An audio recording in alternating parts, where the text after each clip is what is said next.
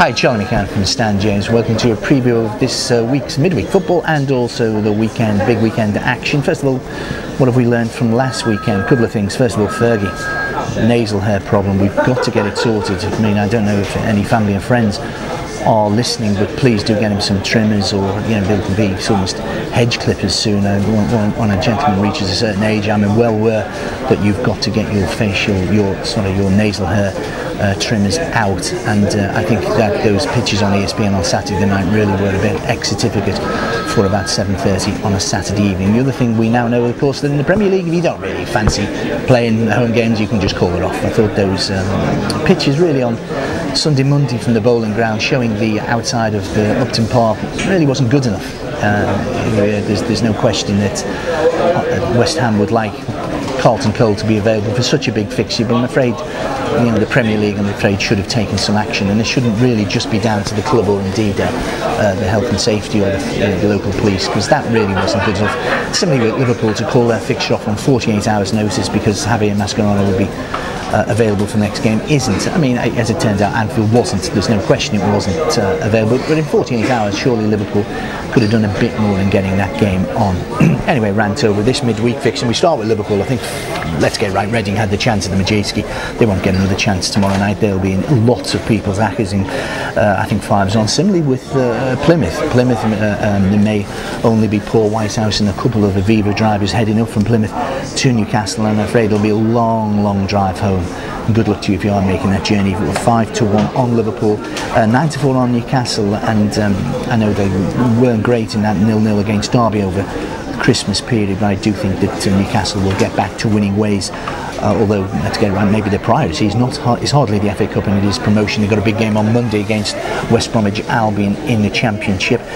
Big game for me is Birmingham City at 8-11 versus Notts Forest 7-2, the draw, which would be my selection at 12-5. Nothing between these teams, including a penalty kick at the Forest Ground 10 days ago, but I think these are two of the best teams, most progressive teams in the country, the informed teams, and two very much good young Scottish managers as well. Billy Davies, not everybody's cup of tea, but Alex McLeish, very much like the way he handled himself in the media as well, and this supposed 40-30 million pounds, whatever price he's got, burning his hole in his pocket. He's taking it easy, and it's interesting, of course, to see Steve McManaman as well very much involved in that casting thing. But I think that is a fascinating game. It would be Liverpool at 5s on Newcastle 4-9, and also the draw between Birmingham City and Nottingham Forest. That would be in my acca for the midweek. I also think that the Thursday we have this fascinating game, first leg of the Carling Cup semi-final at Ewood Park between Blackburn Rovers. Yes, they did play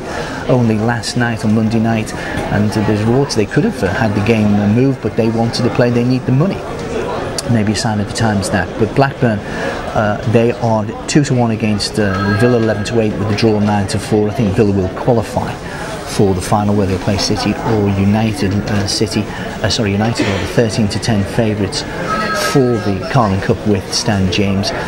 Villa will be confident, of course. They've knocked them out of the FA Cup 10 days ago, and they do, I think, again, Villa set up. They've got plenty of pace in the team. Ashley Young, James Milner, Stuart Downing, and I think they can maybe, and Gabian Bongo, of course, and I think they may hit quite a pedestrian defence, but it wouldn't surprise me if Sand steps up and he probably would take a draw at this stage, 9-4. Going on to the weekend Championship, as I said, West Brom travel to St James's Park on Monday night. Fascinating game. I like the even money available, although again West Brom have got decent form on the road so far this season, but I think it'll be a 2-horse race for the second championship place, automatic championship place, I think, between Forest and West Brom. That is a battle I'm looking forward to. I think Newcastle will win and go up as champions. 5-6 Ipswich against Coventry. I saw this game, first game of the season, live on Sky, and I thought for long periods of the game Ipswich were the better team.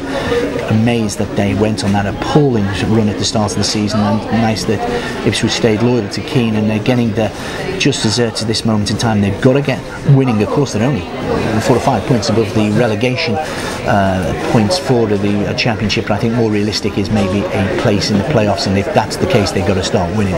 Liverpool should win 4-7 at Stoke, 4-7 with Stan James. Stoke, despite that win against in the snowbound Britannia Stadium last time, I think Liverpool Liverpool will have too much quality there. 8-5 quality. Rafa Bini says, oh sorry, I should have mentioned. 8-5 Birmingham at Pompey. I think that might be one of the bets of the weekend. I think Pompey, there's talk of them going into administration. They've got 4 players out at the African Cup of Nations. I think Birmingham should take that 8-5.